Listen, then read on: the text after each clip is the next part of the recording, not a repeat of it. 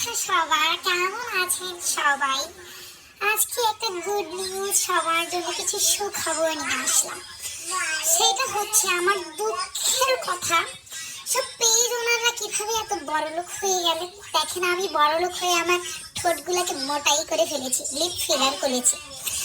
আমার কাস্টমাররা আমাকে বলে, আপু উডির দাম কত? উডি মানে বুঝতে পারেননি তো? উডি মানে হচ্ছে হুডি। আমার কাস্টমাররা আমাকে বলে, আপু প্রাইস কত? এটার মানে বুঝতে পারেননি তো? এটার মানে হচ্ছে আপু প্রাইস কত? আমি আমার এইসব কাস্টমারদের সাথে ডিল করে করে বর্তমানে এই পজিশনে এসেছি। আমি আমার ছেলের সানগ্লাস পরেছি, লুক এখানে কিন্তু হচ্ছে আবার বো টাইপের করা আছে। তো আমার মতো যারা যারা পেজ ওনার আপুরা আছে তাদের কি অবস্থা? আমার মতো কি সবাই বড়লোক হয়ে গেছেন? দেখেন তো, আমি আমার ঠোঁটগুলোকে মোটা করে ফেলেছি কত, ফেসটাকে একদম ছোট করে ফেলেছি, চোখগুলোকে টানা টানা গোল গোল কোমরের মতো করে ফেলেছি। কি সুন্দর লাগছে আমাকে, মাশাআল্লাহ মাশাআল্লাহ। দাঁতগুলোকে একদম সাদা ফোপড়ার মতো করে ফেলেছি।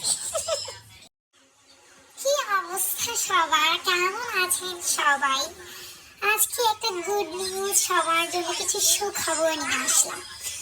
সেটা হচ্ছে আমার দুঃখের কথা, সব পেজ ওনাররা কিভাবে এত বড়লোক হয়ে গেলে। দেখেন, আমি বড়লোক হয়ে আমার ঠোঁটগুলোকে মোটাই করে ফেলেছি, লিপ ফিলার করেছি। আমার কাস্টমাররা আমাকে বলে, আপু উডির দাম কত? উডি মানে বুঝতে পারেননি তো? উডি মানে হচ্ছে হুডি। আমার কাস্টমাররা আমাকে বলে, আপু প্রাইস কত? এটার মানে বুঝতে পারেননি তো? এটার মানে হচ্ছে আপু প্রাইস কত? আমি আমার এইসব কাস্টমারদের সাথে ডিল করে করে বর্তমানে এই পজিশনে এসেছি। আমি আমার ছেলের সানগ্লাস পরেছি, লুক এখানে কিন্তু হচ্ছে আবার বো টাইপের করা আছে। তো আমার মতো যারা যারা পেজ ওনার আপুরা আছে তাদের কি অবস্থা? আমার মতো কি সবাই বড়লোক হয়ে গেছেন? দেখেন তো, আমি আমার ঠোঁটগুলোকে মোটা করে ফেলেছি কত, ফেসটাকে একদম ছোট করে ফেলেছি, চোখগুলোকে টানা টানা গোল গোল কোমরের মতো করে ফেলেছি। কি সুন্দর লাগছে আমাকে, মাশাআল্লাহ মাশাআল্লাহ।